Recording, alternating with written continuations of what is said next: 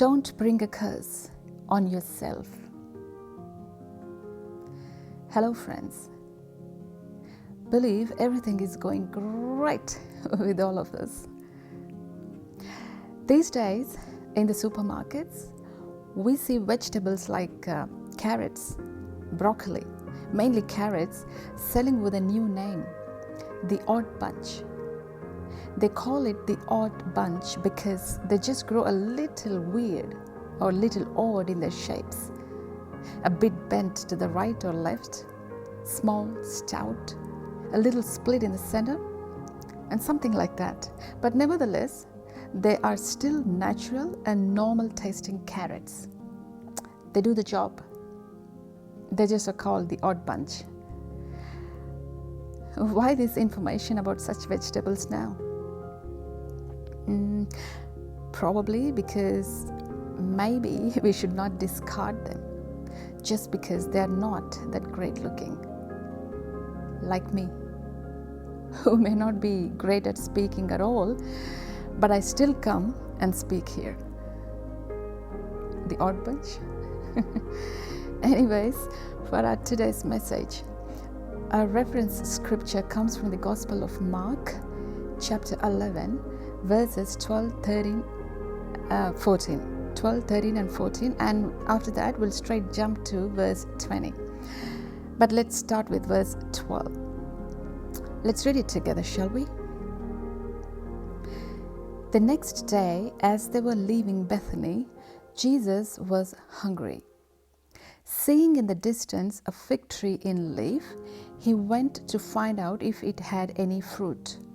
When he reached it, he found nothing but leaves, because it was not the season for figs. Then he said to the tree, "May no one ever eat a fruit from you again. May no one ever eat fruit from you again." And his disciples heard him saying that. Please jump to verse 20 straight now. In the morning, as they went along, they saw the fig tree withered from the roots up. The fig tree was withered from the roots up. This particular event about that fig tree has been documented in the Gospel of Matthew and Luke as well. And there are a lot of messages preached on this particular event, which give an enormous amount of understanding about faith and how it all works when you believe in what you say. And all that is very true. And yes, faith is good. But our today's message is not about faith. It is about that fig tree and its destiny, which has a lot of relevance to our God-given lives, to all the aspects, but more so to the spiritual aspects of our life. The fig tree that did not have any fruits on it withered away, dried off completely right from its roots. Again, in these above verses, sure, Jesus spoke a word and it became a reality. And that tells us how our beliefs and faith works. No doubt about that. But the speaker wants to turn our attention onto why in the first place has Jesus cursed that fig tree that it withered away, dried off and dead. Why? Why? My friends, the death of that fig tree came as a consequence to something it did and something it didn't. What it did was falsely professing about the fruit, and what it didn't do was giving the fruit as it promised. That is why it withered away, it dried off. Question is, why in the first place the peace in your life has dried off and dead? Why, in the first place, you're going through that phase of complete dryness in your spiritual life, or in your ministry, or in your journey. Why? Why, in the first place, you're facing the dryness in your relationships? Why? Probably they all came as a consequence of something that you may or you may not have done. Exactly like here with our fig tree. Let me tell you something here. Normally on a fig tree, first the fruit comes and then the leaves appear. So if you see the tree with a fig tree with full of leaves, that means there must be some fruit as well on it. So it is natural to expect some good amount of satisfying fruit on it when there are so many leaves. And this particular fig tree in our story here, in the event, this tree is standing there, attracting people by displaying its leaves, announcing it has fruit. So, what was it meant to do? Simple. Give figs. Produce fruit. That's all. Just give figs. And if you read the verses carefully, it says that it was not yet the season for fruiting. It's not even in the season. You see? That's even worse. That's even worse, because if it is not even the season for fruiting, then why on earth should it show off so many leaves and lure people? Why? Just sit quiet. Just sit quiet.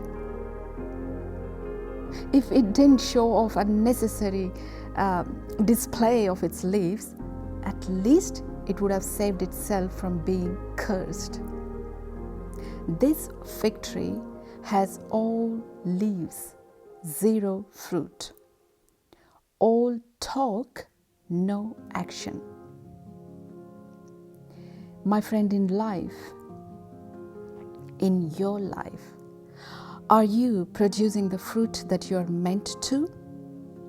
Or is your life only a show off, but in reality, it's barren like that fig tree? Please understand, I'm not questioning anyone. And there is no judging here at all. I'm not even here to do any motivational speeches either. I cannot do all that because I'm not a preacher or some speaker. You know what? In fact, just a couple of weeks back, someone told directly to my face that I don't know how to speak with authority or expression. That person has even advised me to listen to others who speak amazingly and to learn from them some tips. And it's clear to me that this individual was trying to help me actually. But what to do?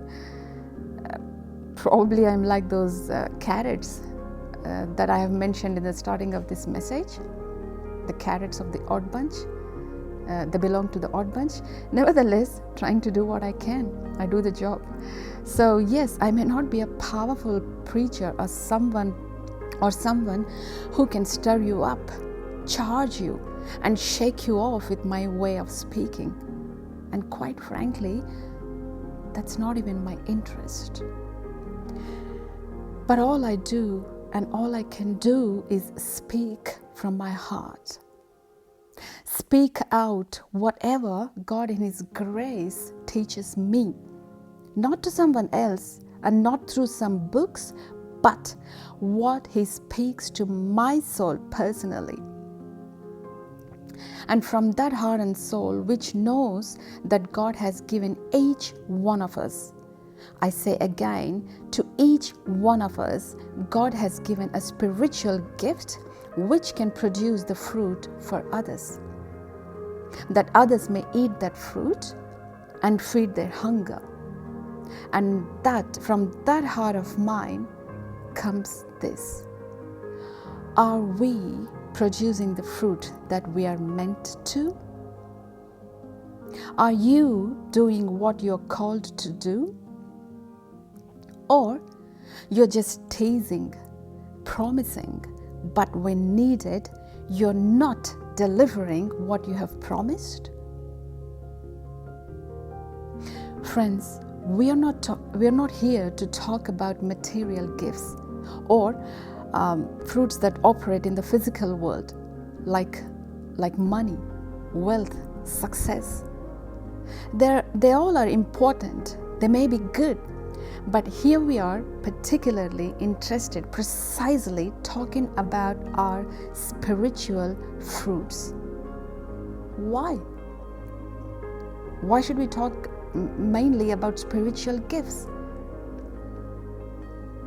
Because we are originally spirit beings, aren't we? So, if we are primarily spiritual beings, then we should be focusing more on our spiritual fruits than the other ones, don't you reckon? And my friends, if anyone want to know what are those spiritual fruits, please look into Galatians chapter 5 verse 22. It says, "But the fruit of the Spirit is love, joy, peace, patience, long-suffering, kindness, self-control, goodness, and faith." All of us are given chances. All of us are given chances, not once, not twice, but day in, day out, we all are given chances.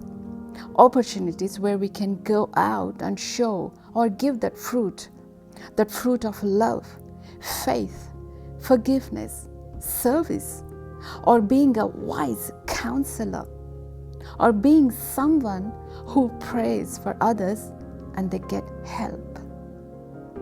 We all are given those chances and opportunities, but the question is, are you giving it out? Are you producing any fruit? That fig tree just showed off its leaves, and looking at its leaves, Jesus approached it, wanting to eat the fruit of it, but found no fruit. Found no fruit at all. It had falsely professed about its fruit. All leaves, but zero fruit. All talk, zero action. That is why it got cursed and dried off right from its roots. Right from its roots, it withered away. That's its destiny. What do you choose to be your destiny? Is your life bearing any of those fruits at all? Are you living a life that maintains godliness just outwardly, but inwardly it's barren? That's to your own self to answer for now. But someday, one day, and while still alive, we all have to answer to that before God. Remember that. All talk, no action. You see, there's no big difference between that fig tree and a person who just talks but doesn't produce any fruit. And if you observe, such an individual would not only become barren, dry in their spiritual life, but would be cut off even socially. Because there comes a time when people will know that this individual has no substance in him or her. He just makes some noise. They just display the colorful feathers, but when someone approaches for what they showed off, they do not deliver. It's flirting. That is called flirting. Why flirt? Why do you tease? You see, if there's an apple tree, it must give apples. A pear tree must produce pears. Or else, what's the point? Waste of space, time, and energy that's spent on it. My friend, is your religious and spiritual lifestyle, is it only some loud announcement? Or is it producing any fruit that can feed others in their hunger, in their life? Fruit of peace, kindness, long-suffering, service, being there for someone when they need. What about the fruit of love? Do you love everyone impartially to an extent that even if they are atheists, non-believers? Just a few days back, I met someone with whom, at the moment, with whom I'm sharing some health tips to improve their overall lifestyle. And that person is an ex-military, a veteran pensioner, known to be helping everyone in the community, volunteering for community works and all that stuff. But the only thing is, she doesn't believe in God or any religion. Anyhow, after she learned that I am a God believer and all that, she asked me directly if I would still be okay to continue to help her because she's not a God believer. Surprised by her question, I asked, why does she think like that?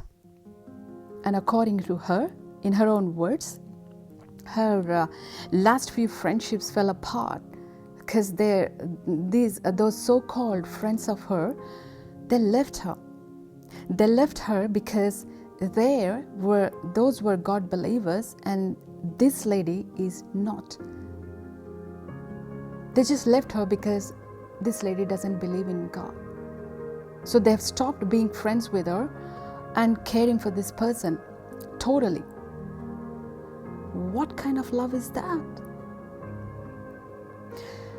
Jesus never said to love and to care for only those who share common beliefs with us. In fact, he actually taught us the opposite, to love everyone and to even love your enemies. But you struggle to love others just because they do not have the same belief system as you do.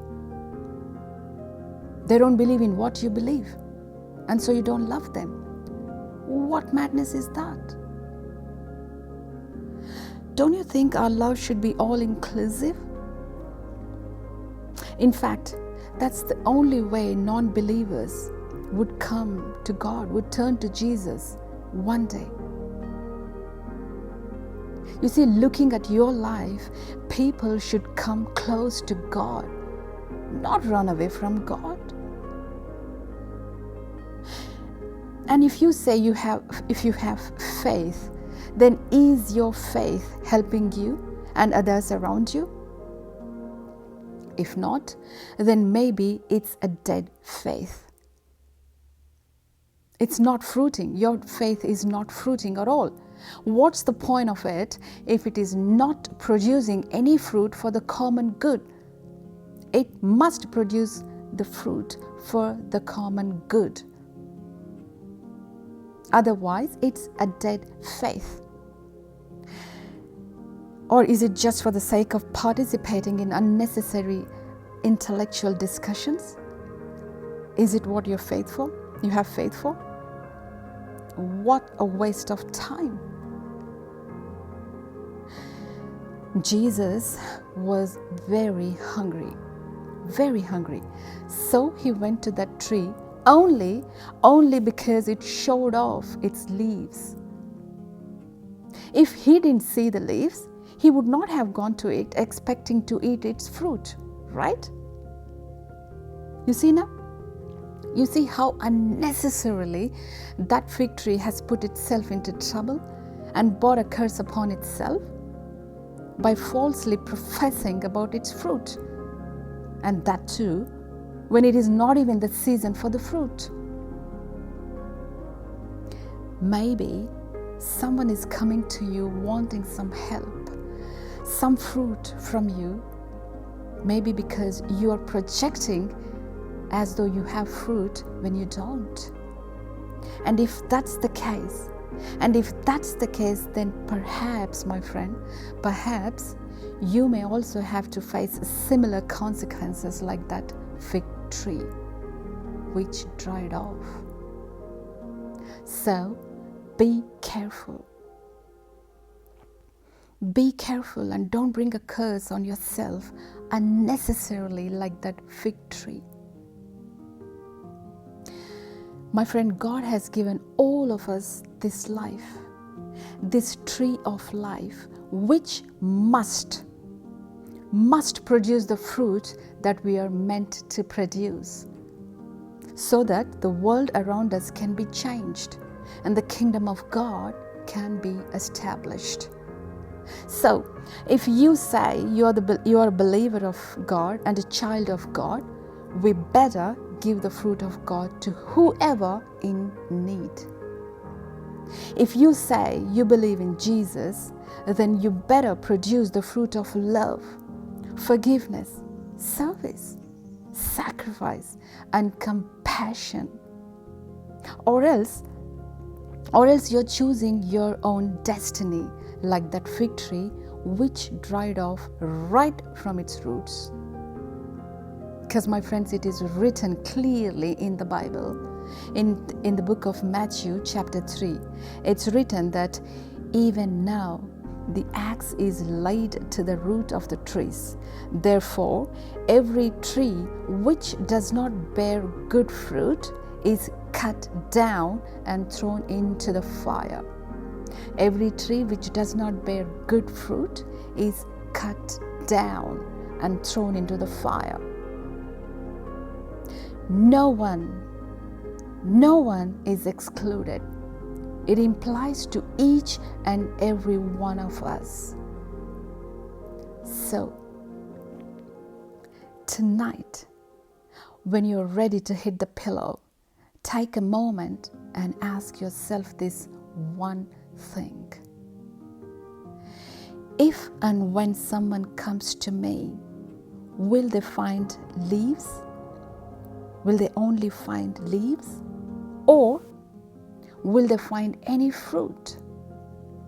The fruit of love, faith, goodness, patience, forgiveness, and compassion. Will they find any fruit? Tonight, take a moment and think about it. I leave you with this for now. Take care and God bless.